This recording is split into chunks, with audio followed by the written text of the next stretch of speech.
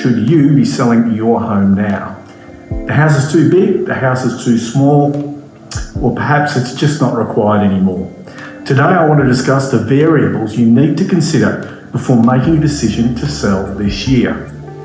I'd like to cover the following things: property market forecasts and why they vary so much, whether you should wait for better market conditions to sell your property, selling first or buying first in different market cycles, the importance of buying and selling in the same market, and finally, the logistics of timing your sale should you make the decision to sell this year. Now, there's a lot of conflicting advice out there and doom and gloom from the media, and it can be hard to make a decision.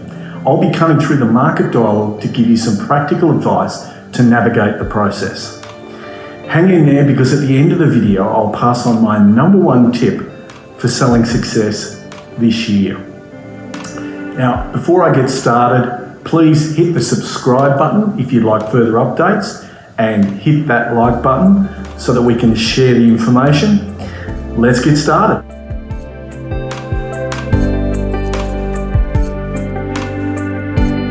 Market forecasts. It's either doom and gloom or it's blue sunny skies.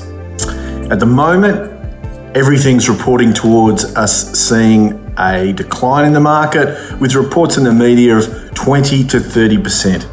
In my 25 years in real estate, very few market forecasts have ended up being accurate.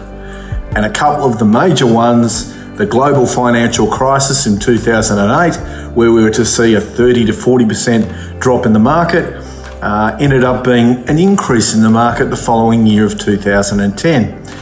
Similarly, the market crash that we were supposed to see of 25 to 30% with the COVID pandemic ended up being in 2020 one of the strongest real estate markets we've ever seen.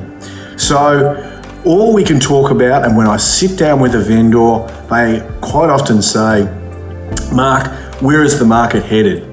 And the only thing I can comment on is the market today, where it sits today, and where it's been headed recently. Okay, the great thing about the real estate market is it moves slower than other markets. And the great thing is that we have seen a real spike in recent years in prices, and we may not be at the peak. It has come off a little bit.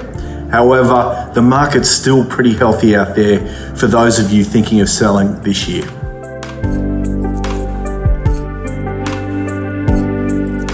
While circumstances will sometimes determine which way you go, the general rule of thumb is that in a falling market, you sell your property first and then buy at a later date, when there will hopefully be better buying as the market declines.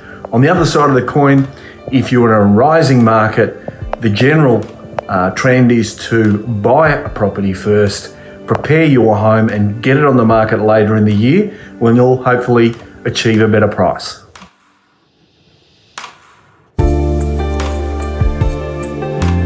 Whilst you need to buy or sell first, regardless of what happens, avoid the risk of selling your home and sitting out of the market, possibly renting, while you wait for better market conditions.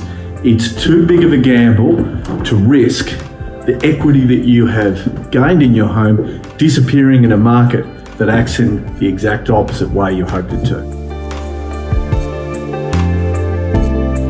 If you've made the exciting decision to sell your home in 2022, you can move forward knowing that fundamentally the market's still very good. What you need to consider now is timing your sale with maintenance, preparation, styling, appointing an agent and getting the right date for selling success. You need to get started now. If you need help to prepare your property for sale, we have people that can help.